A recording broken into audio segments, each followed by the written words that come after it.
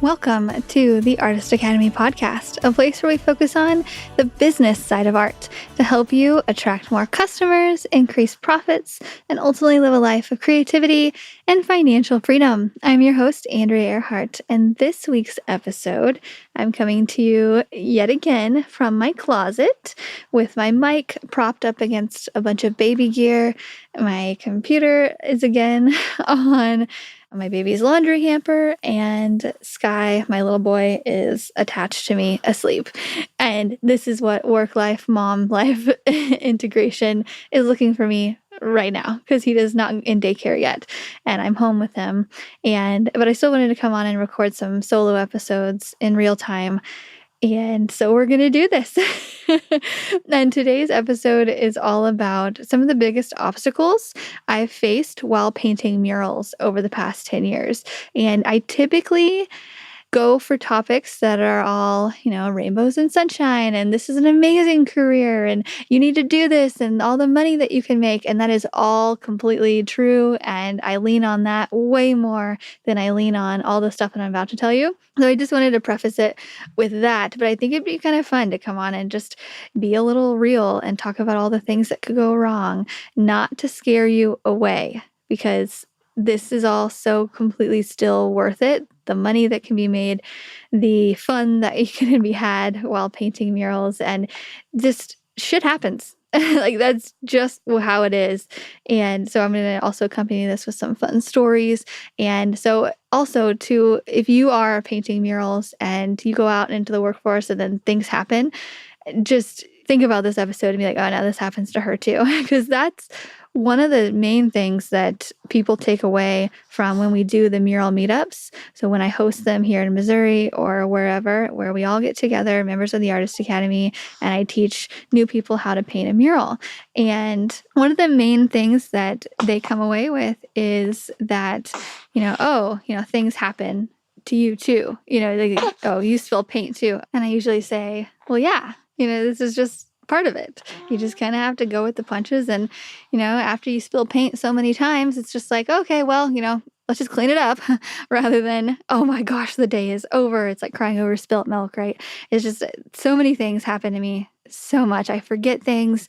Oh gosh, there's so many. I'm going to go through them, but things happen pretty regularly. And I think it's just about having the mentality of, oh, okay, well, it's raining, whatever. Like, we'll do it another day, just going with the punches. So the first one when I was making a list of this, I'm like, what happens most? What's my main thing? And the first thing is scheduling.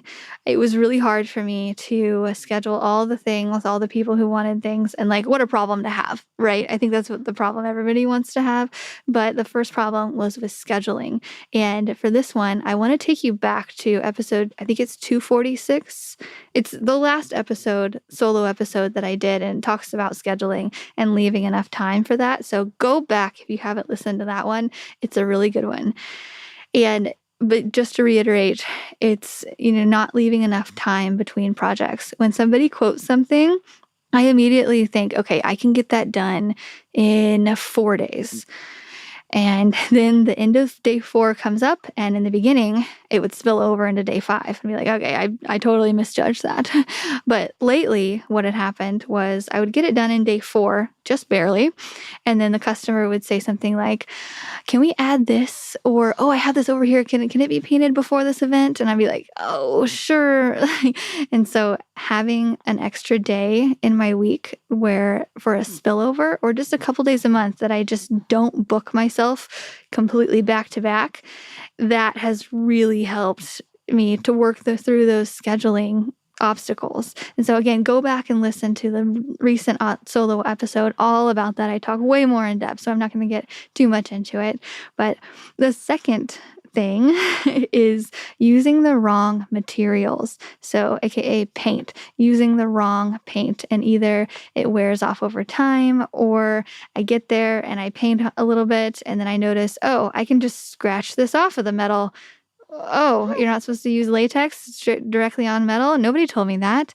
Or random things. And one time specifically, I was painting a kids' play place. So at the park, and kids are going to be climbing all over it. And I just used exterior latex paint because that's what I use on exterior walls. So it would be fine on an exterior playground set. And no, it's not. 1 month later, they called me saying, hey, it has some wear and tear. And I say, oh, no, it will. Like, it's going to be outside. People are going to be crawling out. They're like, I think you need to come look at it. And so I went out and looked at it. Actually, they sent me a photo and I was like, okay, no, I'm sorry. Crap. Oops. So what I was supposed to do was use a paint that is way more durable than just exterior latex. And so what I switched to was this brand called Command by Benjamin Moore. And I went and got it. They're like, it's almost double the price of the exterior latex, but it's just some sleep sounds. But it's worth it, taking the time to research and figure out and ask questions and telling my local paint store guy, hey, this is what I'm doing. Is this the right thing for the job? I've had to learn how to do that because I just like to just go at it, experiment. Like, yeah, sure, that'll work. Sure, surely just kind of go with the flow. Maybe not the best idea in more cases than not. Another time, I mentioned this story in my book, but it's probably one of the funniest times. I decided to use exterior latex on a fountain. And I painted the whole thing a pretty blue and it looked great. And then they put water in the fountain and it filled up with bubbles. Lots and lots of bubbles, because come to find out, when I asked my local paint store after I had done the project, paint has this substance in it that's a lot like soap. So mix water with that and you get slippery bubbles. Not only that, the paint didn't stick. It lasted for like a month or two and it really started to come off because it was soaked in water. So what I needed to use was a specific pool paint, but I didn't know that. And so I went to the customer, tail between my legs. So sorry, I didn't know, just completely owned up to it. And they were really cool about it. And, it's the same thing with that play place as well. I was like, so sorry, I didn't know. I thought this was going to be fine. And then they're super cool about it. I think there's something about just being upfront and being honest about, oh, sorry, I messed up. Let me fix that for you, is so much better than making excuses and just doing whatever. So that's my way of approaching something like that. And just know you're going to use the wrong product at some point. But this whole scenario is why we prompted the Mural Prep Surface Handbook, Mural Surface Prep Handbook, something like that. It's in our Mural Master program within the Artist Academy because I wanted to list off, what do you use on wood? Do you need primer for this? What do you use on cement? And so it's all listed off inside of our Mural Surface Prep Handbook, inside of the Mural Master program, inside of the Academy. So if you want to get your hands on that, $32 a month. That's all it is to learn how to paint murals and paint them the right way inside of the Academy. A little plug, go to artistacademy.co to apply and paint murals this summer and get started making more with art than you could have ever imagined. Okay, next one is just forgetting things in general. And this leveled up while I was pregnant last year. I went to a salon unprepared as well and had to get paint, but I went to some other jobs. I can't even remember because I just forget things. It was a school. I went to go paint a logo at a school and there was only 3 colors, orange, black, and white. I show up, have all my stuff in the back of the car, open it up to unload, and I forgot my brushes, I forgot the black paint, and I forgot my trays, and I'm sure a couple other things. I loaded my car halfway and then just didn't go back for the rest of it, and then just sped off and got to the job site and wanted to start. And so since it was over 30 minutes away from my house, I just decided to go to the whatever paint store was closest to get more paint and all the things. But I cannot tell you how many times I have left the level or the tape measure at home when I go to see a job for the first time and I want to measure off the room. with no tape measure. So I think the way around that is to pack my car the night before. That's the remedy that I've found is easier because I'm not rushing around in the morning. My head is clear. And say, I can use the morning for, oh yeah, I can also, bring this and to do the stuff that I may have forgotten from the night before. So that's my remedy for that. But if that happens to you, don't worry, it happens to me all the time. And I've been doing this for a really long time. This is just something that I'm trying to be better about it, but it just happens. Another obstacle or thing that goes wrong, not as often, I'm pretty good about it, but it still happens, is spilling paint. On my clothes, on the sidewalk, on carpet. And this happened a couple first times when I first started working for Bass Pro Shops and painting murals for them a while ago, so years ago. We were getting done with a job one time and I was carrying this big tray out on their sidewalk, just loading things up. I had completely completed the job. I was flying out the next day. So just glad to be done. And I spilled blue paint all over the sidewalk. It's like, no. And the sidewalk was so porous that it just soaked everything up. And I just panicked. I tried to put it back in the can and there was people walking around me, construction workers walking around, other painters like, oops, you messed up. And it's just so freaking embarrassing, right? Just doing something like that when there's more experienced people around you, especially. I was just like tail between my legs, like, oh no, like nobody look at this. And they would walk past and say remarks like, good luck with that. I'm like, thanks. Thanks for that. And yeah, so I tried to clean it up and I got most of it, but it was still like a pale blue on the sidewalk. And I was freaking out, putting so much water on it. And then after I freaked out for a really long time, one of the managers came by and said, oh, we'll just power wash that up. No big deal. After freaking out and cleaning and I had blue all over me at this point, and no big deal. We'll just power wash that out. That's nice. Thank you. Okay, now I know. So yeah, if you happen to have a power washer or can get to one really closely, but I will say with spilling paint, it happens all the time, especially when I bring new people on the job. It always happens to them, always. And I'm usually pretty calm about it, but I'm very rushed to, as soon as I see it, I say immediately, put water on that now and more water, because they'll just like douse a little bit of it or spray it. No, dump your whole drinking water that you have on that spot because it keeps it moist and it keeps it from setting in. And so water is the main thing with, if you spill it, don't worry, douse it in water and clean it up. But yeah, don't wait for it to dry and clean it up later. No. And if you have a power washer, even better. But that's happened multiple times. I remember I spilt a quart of red on my scissor lift and as I was going through the store. And so I looked back, noticed it had spilled. It had already gone off the back of it and I had trailed it behind me. Luckily, it was on tile, so it came up. But what if it was on carpet? Like, what if? Which has happened before. I was sitting in, and this is again in a Bass Pro Shops when I was early on, I was sitting at a table and painting this sign that they wanted me to paint. I had some blue paint next to me and I spilt it on the carpet. And so I tried to clean it up, couldn't do it. So I just moved the table over the paint spot. And yeah, I just did that. I didn't know what to do. I was so embarrassed. I just moved the table right over it. They actually ended up finding that spot and cleaning it up better later. So my attempts to hide it was not good. I should have just owned up to it and gotten help. But I just didn't know what to do because I was inexperienced. So I'm trying to save you. If you need help, ask for it. That's what I've gotten. If you need an extra hand, somebody to bring you water real quick, delegate that. It really makes a better difference.